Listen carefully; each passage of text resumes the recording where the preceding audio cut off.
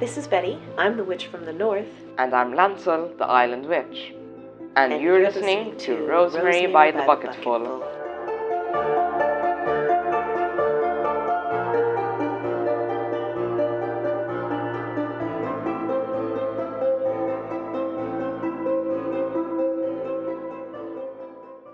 So welcome back to another episode of Rosemary by the Bucketful. Today we're going to be discussing mental health and the impacts of witchcraft on our mental health. Okay, so I'm just going to say as a note, if you suffer from mental health, spirituality, practice and the craft, do not replace or substitute Western medicine, conventional therapy or seeking professional help. We are also not professionals, so just take our talk as advice. We will also be mentioning sensitive topics alongside the positive impact of mental health through practice. So if you don't really want to listen to any nasty stuff, I'll be linking the timestamp in the description, so you can always just click off. So first, as an announcement, we have launched our own podcast page, so you can follow us at Rosemary by the Bucketful on IG. So our guest today is Megan Black. Now, if I'm correct, Megan has been practicing for 15 years. She was previously Wiccan. Perfect. Mm-hmm. Now you are currently a secular witch and you follow Irish paganism. That's correct as well, Megan? Yes, that is correct. Perfect. Is there anything else that you would like to mention prior to us getting into the bulk of the discussion? Not really. I mean, I have a lot of experience dealing with mental health and spirituality from my own personal experience, and I just feel like it's a topic that not enough people cover. It's something that I talk about a lot on my own podcast and my own channel, but I don't think enough people cover it, so I'm really excited to sit down with you guys and talk today. Can we also mention that you're gonna be an author soon? We can.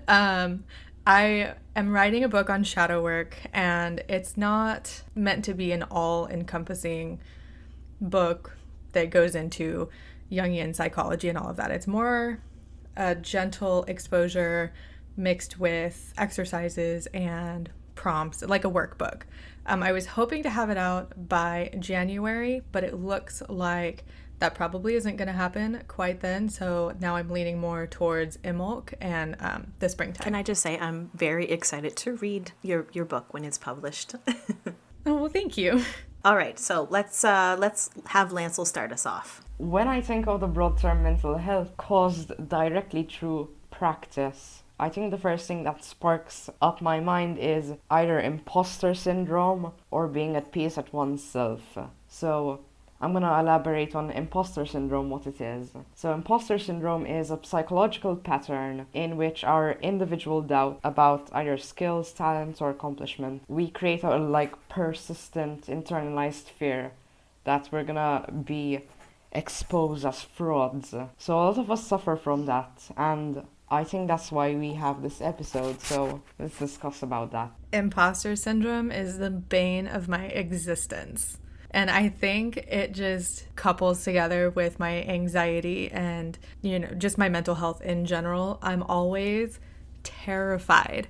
Every time I post a new podcast, every time I upload a new video, anytime I tweet something, there's this little part of me in my brain that just says oh, this is going to be it. This is when they're going to call you out, and then you're not going to know what to say, and they're going to find out that you're a fraud. Even though I know that it's not true, there is that part of me that is just hard to get over. So I definitely understand the imposter syndrome.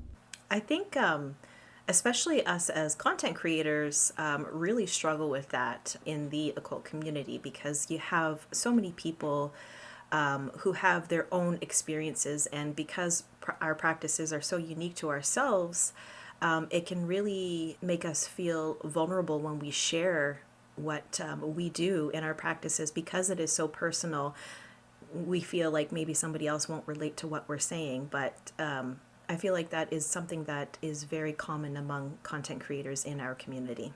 Yeah, I think it's pretty common too, and I don't think enough people are honest with either themselves or the people that they're talking about either. As a content creator myself, I am always striving to be transparent in the way that I present myself and say hey, I know zero about this topic.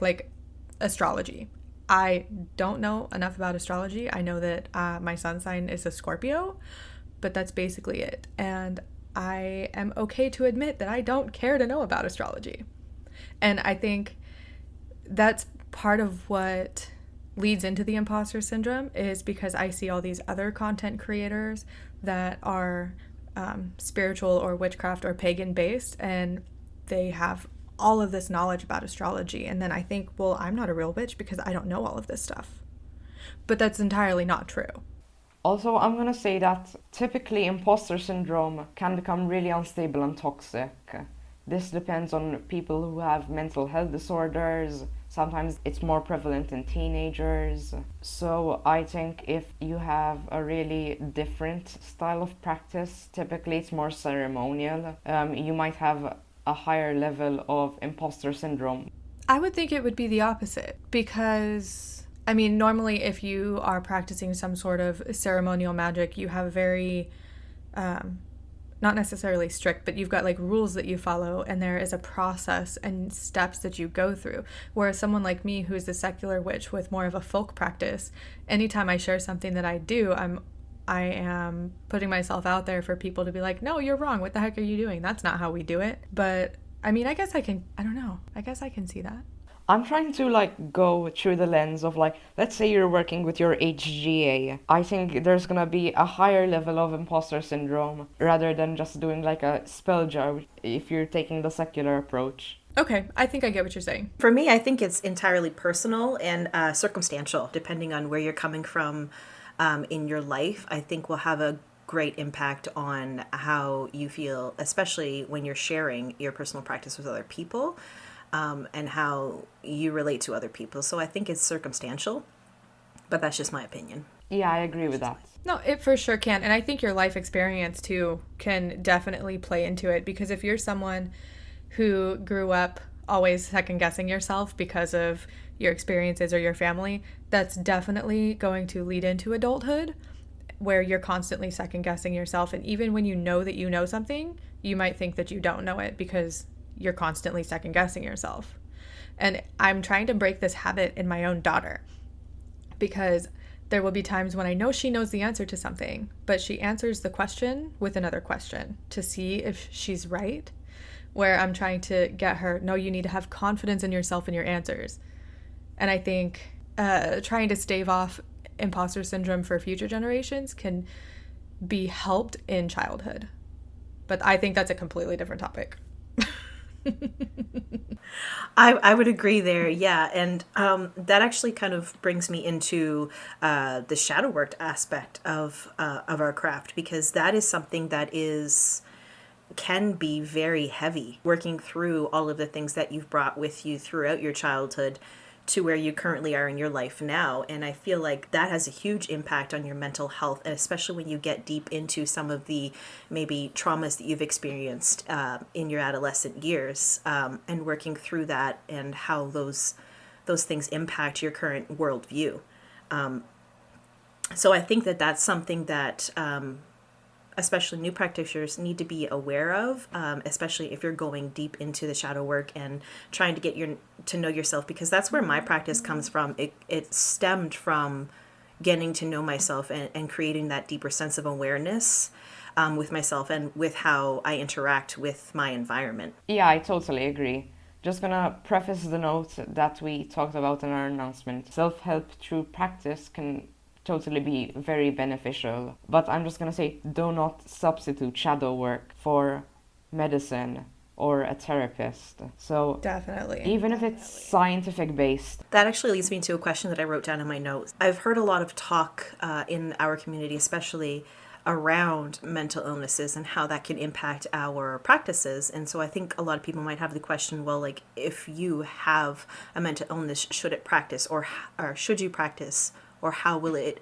impact your practice? Ooh, somebody asked me that in a live chat one time. I think it's a great conversation to have, because especially now, where we're seeing a lot more people be open about mental illness, and we're seeing some of that stigma being broken, that it needs to be talked about, especially in relation to your path and your practice.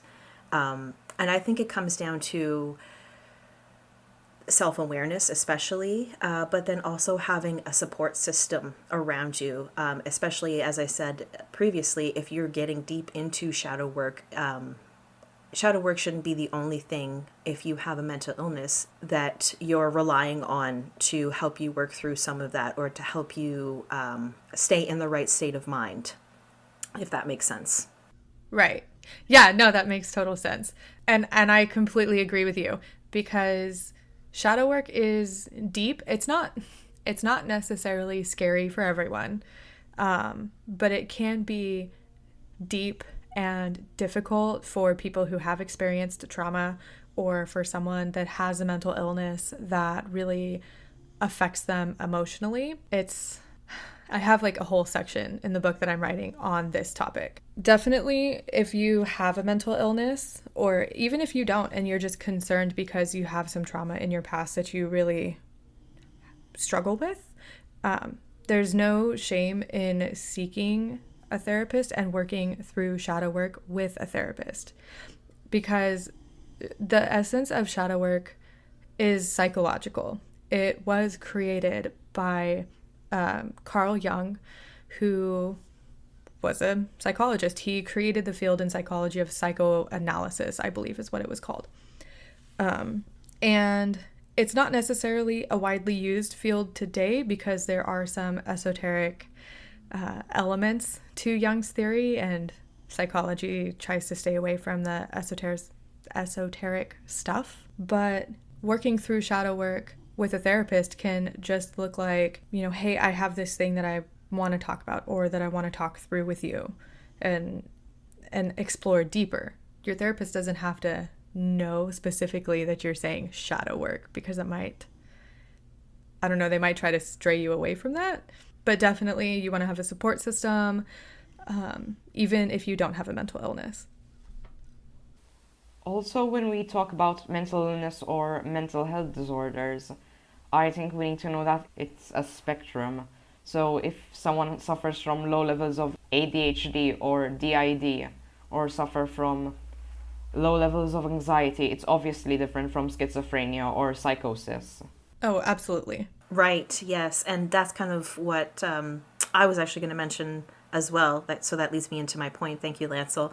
Is that the type and severity of your mental illness will definitely have an impact on your functionality throughout your everyday life, which also correlates to your ability to practice.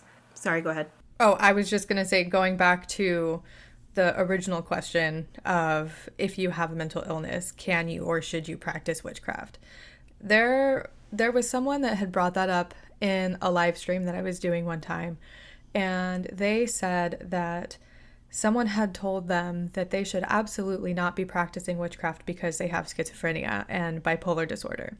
And there's really a lot of gatekeeping, for lack of a better term. That term makes me kind of a lot of gatekeeping around witchcraft and magic for those that have mental illness. And I don't think it's anybody else's business what someone is practicing.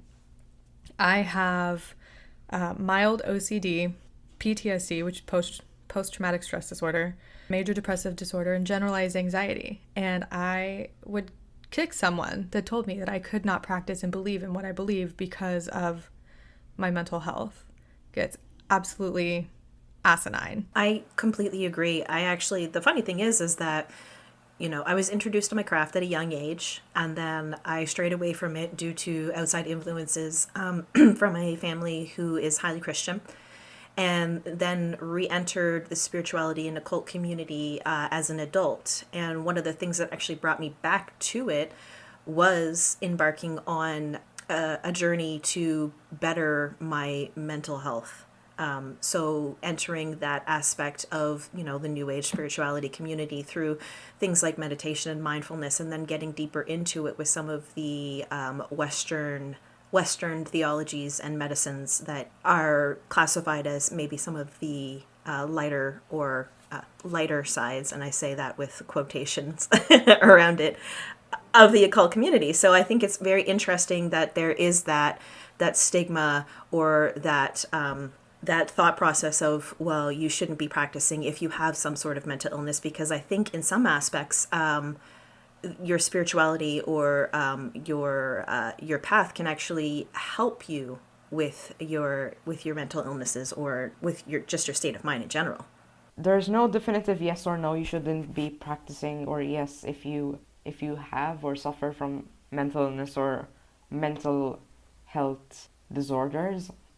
I think your practice, if it's really negatively affecting your day-to-day life, let's say you have schizophrenia and you're getting panic attacks every time you do a spell or something, I think you should be careful or just limit your practice in that area. I'm not saying that you should stop entirely. No, I agree. I think having self-awareness of yourself and of your mental illness, if you have a mental illness, is extremely important in your practice. Like you said, if you're doing something that has a negative impact on your mental health, obviously you shouldn't continue until you feel like you're capable, without negatively impacting your state of mind, if that makes sense. Yeah, and it's all about knowing yourself, knowing your triggers, your patterns, and when you're getting into those highs or those lows or whatever your mental health, however it manifests itself.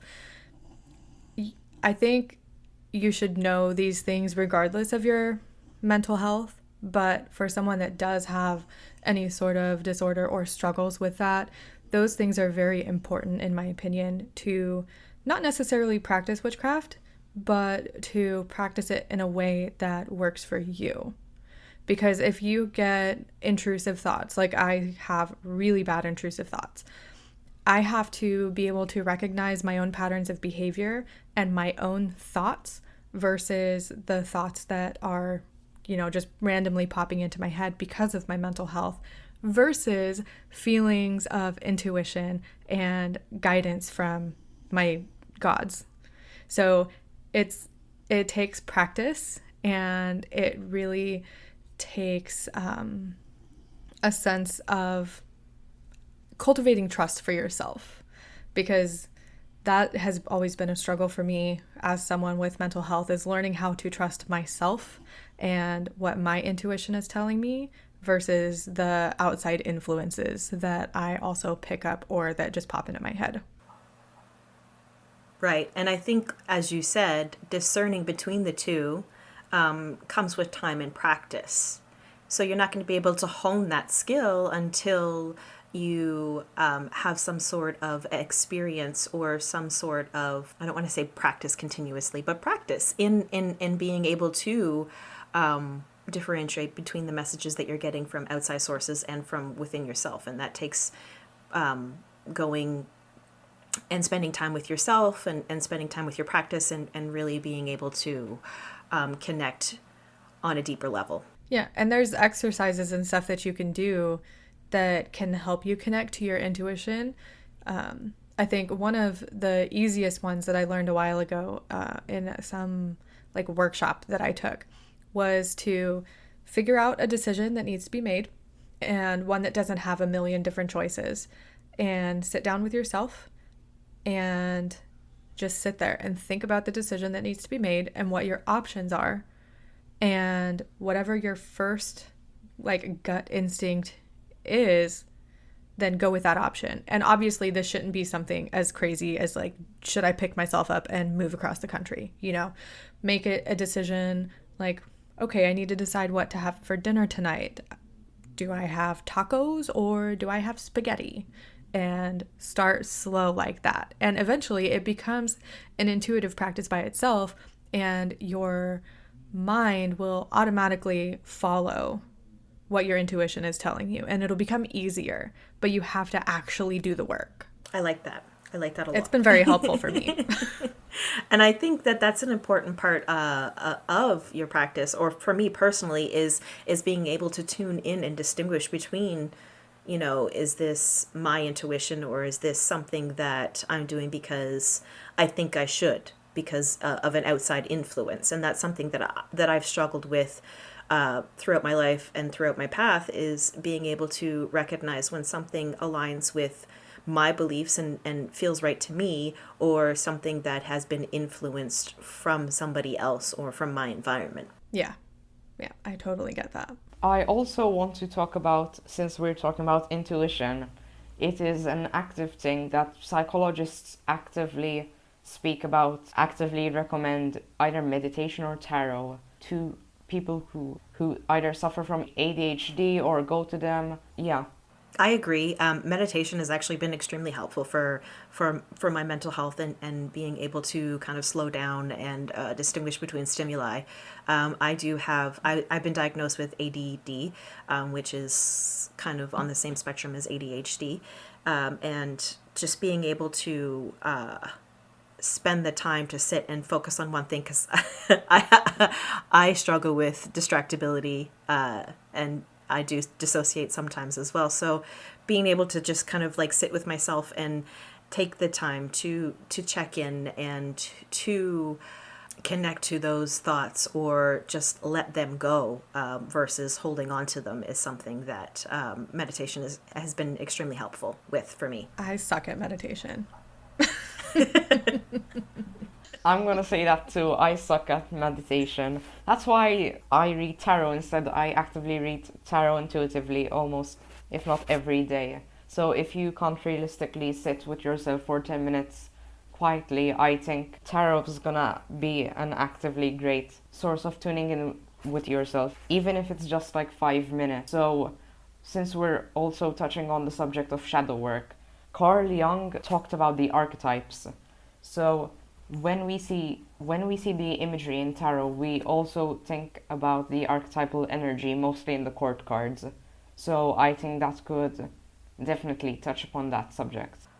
I just wanted to go back to meditation real quick and say that meditation can be utilized in many different forms. It doesn't have to be the traditional, stereotype when you think of sitting down in quietly for 10 minutes and just doing nothing except for listening to your thoughts.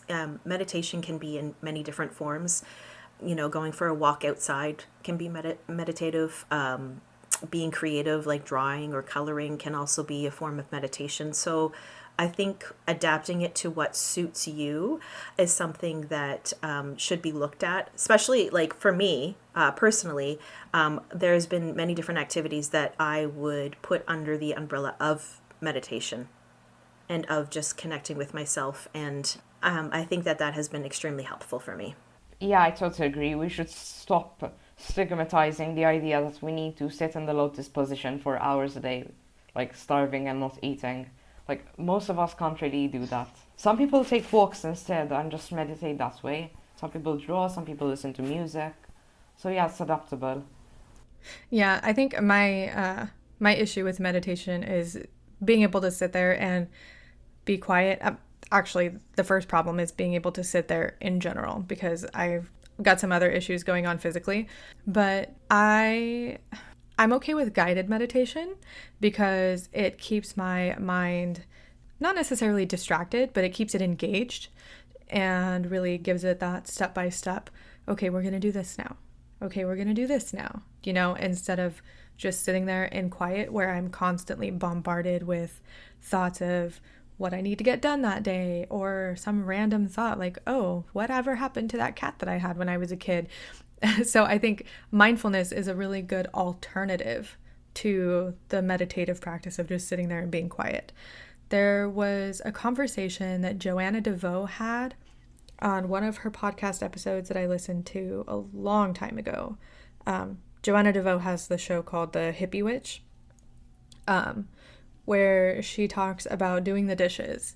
And she uses doing the dishes as a mindfulness exercise where she actively pays attention to the way the dishes feel in her hands, the way the soap feels, the way the water feels, and actively engages that mindfulness part of her brain there.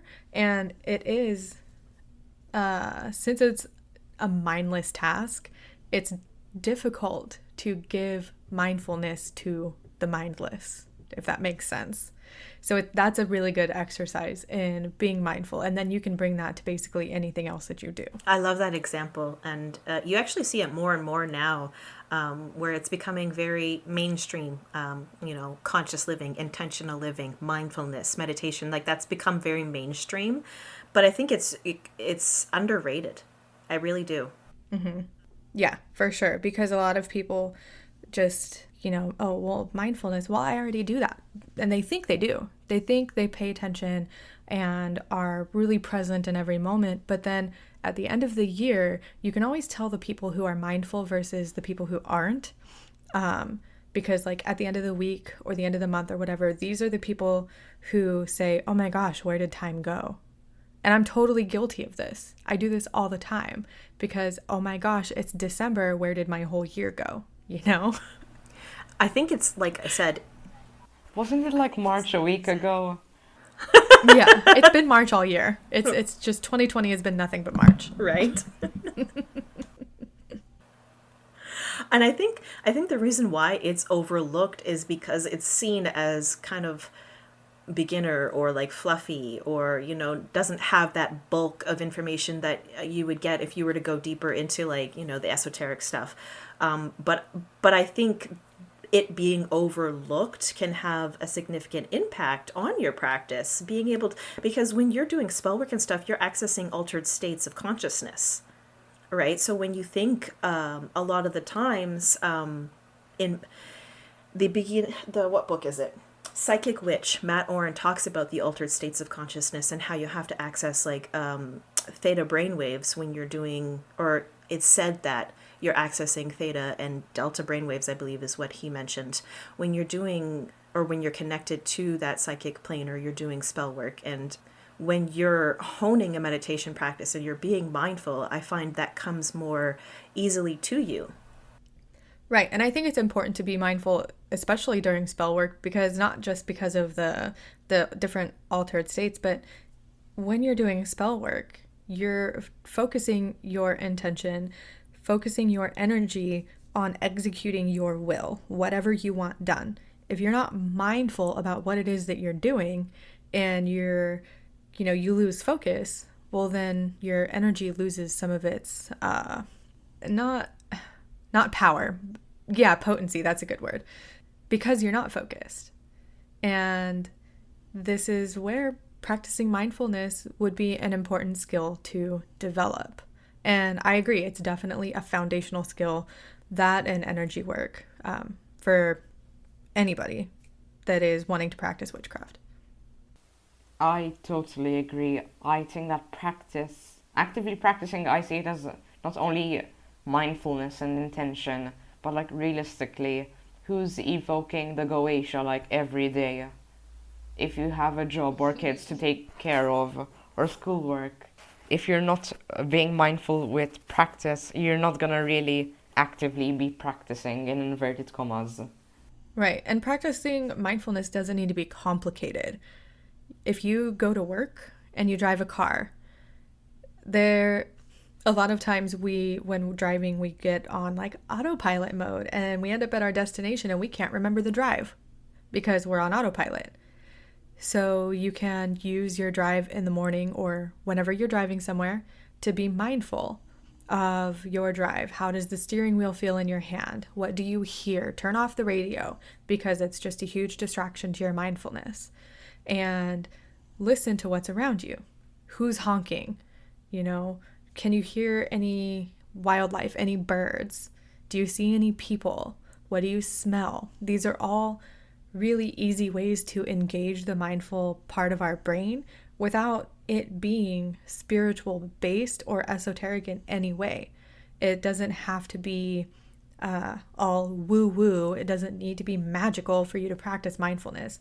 It can be your drive to work. It can be your walk to school. It can be when you take a shower. Be mindful of the water. I think people get caught up in either just being busy or wanting it to be a woo-woo Instagram aesthetic experience, that they really forget that it's foundational and it doesn't need to be that way. Absolutely. I 100% agree. And it can also help with certain mental illnesses, like, for example, anxiety. Mindfulness. Mm-hmm. Isn't there's a practice where you see like 5 things you can see, 4 things that you can hear? I forget exactly what it is, but that's basically a practice in mindfulness. It's called grounding, and it's separate from what you would think of when you think of grounding, as in like after spell work and stuff. But essentially, it has the same premise, and it's basically trying to connect you to the physical world. Because when you have an anxiety attack, you're almost like having an out of body experience. So it's meant to bring you back down to your physical body, where you can recognize, like you said, touch five things. Recognize what you can smell, what you can taste, what you can hear, what you see, what you're able to touch. Those are meant to bring you back down into your body and be more present in this moment right now. Yeah. I also wanted to talk about balance, because I think balance is a huge thing that needs to be talked about in respects to your mental health and your practice, especially with today, like Megan said, where everybody is so connected on Instagram, for example, right? And we're posting so much about our practices and sharing it with the world. And beginners, I think, especially have this concept that everything that they do has to be connected to their practice in some way, shape, or form. And so having that balance with our mundane life and our magical life, I think, is extremely important in maintaining a good state of mind. I think I might have maybe like a slightly different opinion there. I don't necessarily think that there is a balance between magical and mundane, because I'm the type of person that lives, I try to live my craft, and it's part of who I am and what I do. But that being said, not everything has to have a magical reason, or, there's a thing I'm trying to say. Yeah, not everything has to have a magical purpose. And I can see how, since we're all online and we are all subjected to those Instagram picture perfect practices, that we might come to feel that every single part of our day needs to be magical and needs to be picture perfect. I did a ritual bath the other day, as just sort of a cleansing process. And I had all of my candles set up, and I had bubbles in the bath, and I was like, oh, this would be a really cute picture.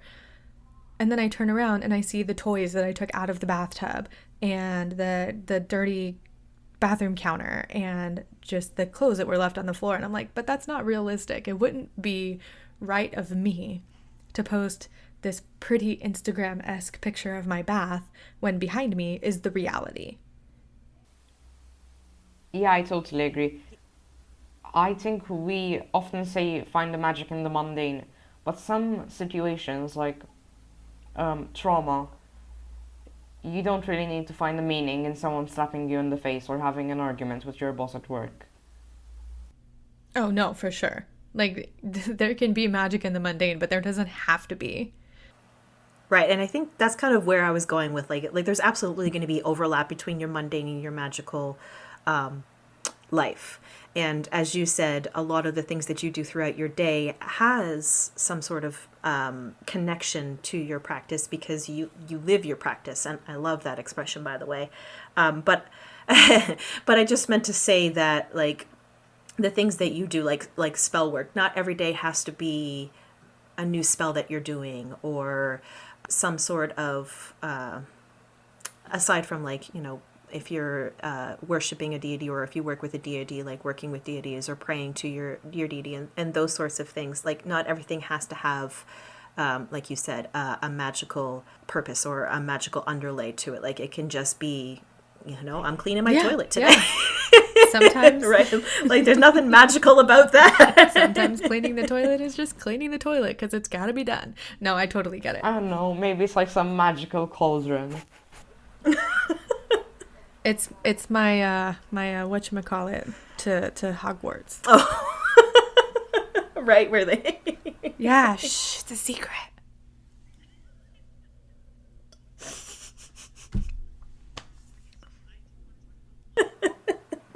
Oh man, I love that. Okay, so I did want to talk about one thing before we wrap it up, and I'm not sure. I think we're going to be wrapping it up soon, but the whole medication side of things, because there's also a discussion going on now where medication can hinder your spirituality, or it can be a replacement for medication, like spirituality can be. And I think that that's something that Ew. we should talk about. Yeah, yeah. So can Oh. spirituality, right, right, but it is something that is in the community and that I've heard being talked about. So can spirituality replace medication? I think no. Sometimes. Okay. I think it goes back to the idea of mental health being a spectrum because I have been on medication and practicing spirituality, and then I have also been off medication and practicing spirituality. And I think it just depends because at those points in my life when I was on medication, I needed that medication. Like it was a matter of life and death. I needed the medication. I needed to be okay. And no amount of spirituality, no amount of spell work, no amount of rose quartz or whatever people were trying to throw at me was going to make me feel better. I'm at a point now where I'm okay without the medication, but I also have a support system behind me to help me recognize those moments when maybe I should get back on medication. Because there are times when I am not, it comes back to that imposter syndrome for me. And I think a lot of people that have mental illness feel like this. They're like, oh, well, I'm taking the medication and I'm okay, so I can stop taking it. Or, no, I don't need medication. I just need to get over this hump or whatever. So I think it's a spectrum. Sometimes spirituality can be a replacement for medication if the medication is not entirely needed. But I never, ever, ever would tell somebody that yes, spirituality can replace your medication no matter what your mental health problems are. Or no, you shouldn't take medication, period, because it's going to make your spirituality obsolete. I think it's really crappy for people to say, you can't, you can't do your spirituality because you have to take this medication and that makes you, quote unquote, not a real witch, because I've heard that one before. But it goes back to it being a spectrum. And I think knowing your patterns and knowing yourself, but also having a support system to help you recognize your patterns when you can't see them is also important. Absolutely. And I think you said that very well. See, my point of view, can spirituality replace medication? When I say no, basically, I think I'm more referring to when you, like when you are struggling with your mental health, or if you have a mental illness that requires you to take regular medication and you're looking for something to replace that entirely and you're not able to function without that medication. I think that that's something that like you said, where if it's a spectrum, and if you're not doing well and you need medication, there shouldn't be any shame in having to take that medication, or any sort of stigma that says if you take this medication then you're not a real witch, or you're going to be less than if you do. Yeah, so I agree with that. And I also think that in today's society, because I've also been both. I've been on medication and been practicing spirituality, and currently am off medication and doing well with my spiritual practice. So I've been on both sides as well. I also think that there's an over medicating. There's an issue with over medicating. Or using it as a band-aid instead of actually getting to the root cause of some mental illnesses, because not everything is a lifelong mental illness. Like sometimes depression and anxiety can be circumstantial, and they can be a symptom of what's going on in your environment or your life currently. And I think, not to say that you should feel shame for taking medication, because like I said, I've taken medication when I needed to take medication, but I also think that it's important to realize what's creating those symptoms that you're having. and getting to the root cause of it. And I think that that's also where, developing that practice of self-awareness, but also of being able to recognize your patterns and recognize what's affecting you. And maybe that comes through doing some shadow work and realizing your triggers. Yeah, I totally agree. So I'm gonna give a weird example. If you have a scratch on your leg, you're not gonna realistically go to a hospital with an ambulance. Your mom might kiss your leg and it's gonna be okay. But if someone hurls a stone at your face and you're on the verge of death, you're obviously going to need an ambulance to get to hospital. So it depends on the case.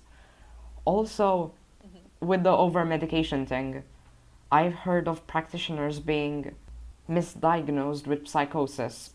I know that the medical field isn't perfect, but if we don't have medicine, if we don't have modern medicine, we're still gonna be in like the 1800s dying of dysentery. Modern medicine isn't perfect, but it's better than sticks and rocks in some situations. Oh, for sure. Yeah, I don't ever want anyone to feel ashamed or to feel like they're not a real witch or a real pagan because you have to take medicine to be okay. I struggled with that for a long time because I'm sure you all know those thoughts that creep in. Well, why can't I just be normal? Why can't I just be like everyone else? I still have those thoughts, but it's like that meme that goes around. If you don't have your own serotonin, whatever, then store-bought is fine.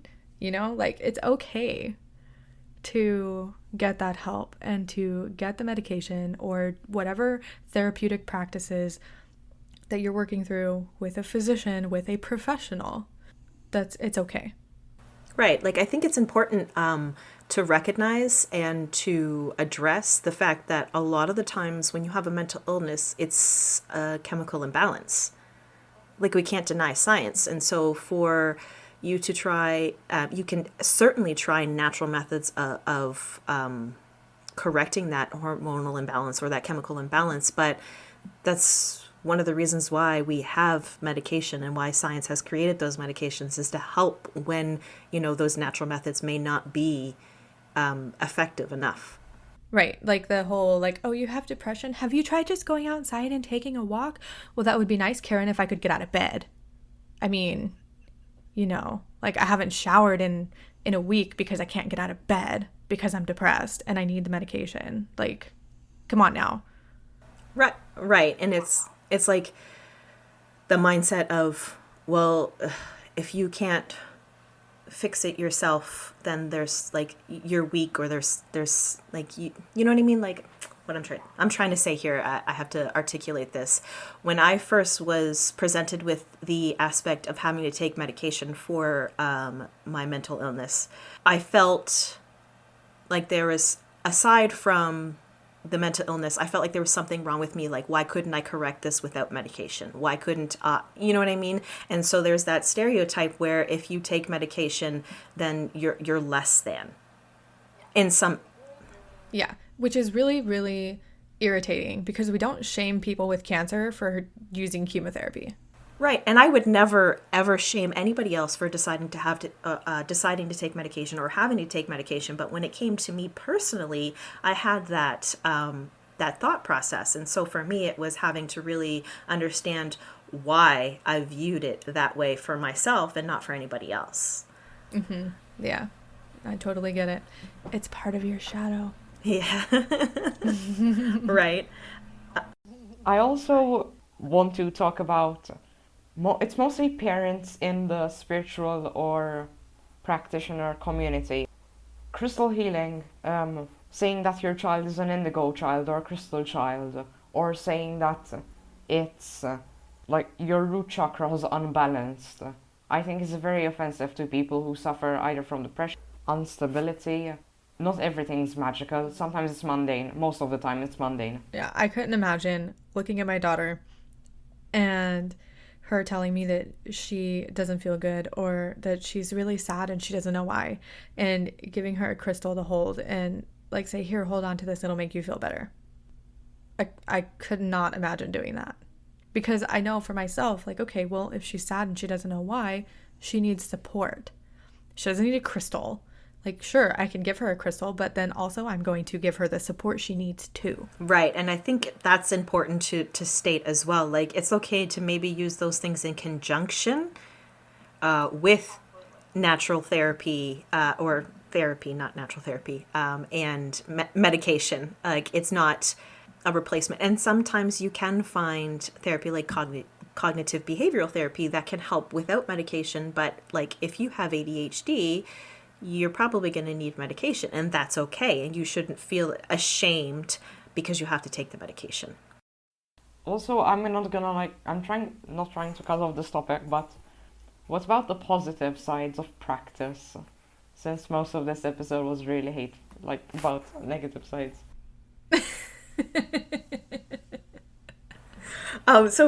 So for me, I have experienced significant improvements in my mental health since starting on my path. And I'm not going to like sugarcoat it and say that it was always this way or that it was all like flowers and rainbows, because it's definitely not been. But through, working through some of the shadow work and some of the darker aspects, I've been able to come to a deeper understanding of myself and how I function and how I respond with my environment. And so that's actually really improved the way that I move throughout my practice and throughout my life and how I interact with other people. So there's, I think for me, the greatest benefit or the greatest positive is just a better understanding of oneself. That's so awesome. I think mine is a combination of that, but I think the biggest thing for me is that moving through my own practice and the way that I do things has allowed me to deepen my understanding of my own intuition and really connect to it in a deeper way. Because before it was difficult for me, but witchcraft and my pagan beliefs require me to be able to trust my intuition, to be able to listen to my gut and discern whether or not something is an outside influence, or if it is my deities showing me a sign or giving me like a feeling, because that's mainly how I work through or work with my deities. But it's also allowed me to do that shadow work, to not be afraid of deity work, because I come from a Christian background. I went to church. I did, the whole thing. I wasn't Catholic or anything. I didn't do confirmation or any of that. But there was a lot of repressed anger, I guess, and just resentment towards the church and my Christian upbringing, that for a while I felt disconnected from my pagan beliefs, basically. And moving through my shadow work and figuring out why has really helped me to let go of the anger and the resentment that I feel there. And I am no longer afraid or wary of praying. Prayer was a big trigger word for my shadow because it brought up my Christian background. But I have been able to move through that and realize that prayer is universal. Nobody has a monopoly on the word prayer. Nobody has a monopoly on the word faith. And I can claim those words for myself in my own practice because I've moved through my shadow. I love how you said that. I resonate with a lot of your story and the things that you've said. And I think just going off of what you said, because I have a lot of similarities in my story where I've come from a strictly Christian background as well, and having to work through some of those shadows in my adult life and going through my practice. I also think it's provided a sense of reclaiming my personal power, because growing up, being in that predominantly Christian environment, I was taught to question myself. I always constantly questioned myself. I always constantly questioned everything that I was getting, and not in a positive way. Yeah, and it's always like a question Right. yourself, don't question the authority. Yeah. Exactly. So really, reclaiming my power is something that's been extremely beneficial for me, and something that I have reconnected with, or not reconnected with, but I've gained on this path. What about you, Lancel? Okay, so for me as a tarot reader, I actively say I love tarot. It has been a way of me preventing bad or negative actions. Like, if I'm gonna get like Three of Swords in the morning, like I'm obviously gonna act up on that and try and not be really mean or be calm today because or be really like mean to someone because they treated me really mean. I think it's been a way of being calm in some situations, taking action in some other situations which I can't really act physically. And I think it's been a way of, I think it's been like a way of expression in a way. I agree. I would say pretty well, after I left my practice. So I was introduced around the age of like 12-ish to Wicca, and I had the beginning of my practice there, and I practiced for probably a couple of years before leaving, because I was essentially told that I was going to hell. I think a lot of people will resonate with what you just said. Yeah, all of us. Right. And so I was very much disconnected with my creative energy throughout my teenage years and early adult years. And it wasn't until I actually reconnected with my path that I realized that I had tapped back into that creative aspect, that creative energy. So I really resonate with what Lancel just said as well, because I feel like connecting with your path can really open up many doors that maybe you didn't realize you closed, or that were just closed without your knowledge. It gives you permission to be yourself. Exactly. Yes. It's also a form of empowerment. Mm-hmm. Right. Yes. Because, like, growing up in that Christian background, and I'm not bashing Christianity at all, this is just my experience that I've had. It was, God was the all powerful, and for you to have power or try to claim any sort of power was like the devil's work or blasphemous, or you know what I mean. So there's really that different mindset in that space versus in the space that I'm currently in now, where it's more about accepting and owning that and empowering other people on their personal journeys. So I really like that aspect. Yeah. So, Megan, we usually at the end of our episodes just kind of say a bit of a takeaway, and then we'll plug our social media. So, did you want to give us your takeaways from today's discussion? Sure. So I guess basically anybody can practice witchcraft. Your mental health is your own business, and don't be afraid to take medication if you need it. Perfect. Yeah. And why don't you tell our listeners where they can find you? Oh, for sure. So the main place that you can find me and my subsequent social media and all of that is my website. It's roundthecauldron.com. I have Instagram, Twitter, Facebook. I am Round the Cauldron, basically everywhere. And I also have my own podcast, which is Round the Cauldron, and YouTube is the same. I'm holding a giveaway on YouTube because I just recently hit 1,000 subscribers there. So if you join me over on YouTube anytime during the month of December, you have a chance to win one of 6 awesome prizes. And so I'll give you guys the link if you want to include that in the show notes. Excellent. Thank you so much. And we'll make sure to include all of her stuff in the description box below if you're listening on YouTube or on Spotify. So, Lancel, let's go over our takeaways and then we can end it off. Okay, so my takeaway from this conversation is that it's gonna overlap with Megan's, but whatever. Modern medicine isn't gonna replace your spiritual growth. You can actively be a practitioner if you take modern medicine. Don't feel compelled to use rose quartz instead of Panadols. Perfect. Yeah. Mine's basically the same thing, just that everybody's path is personal.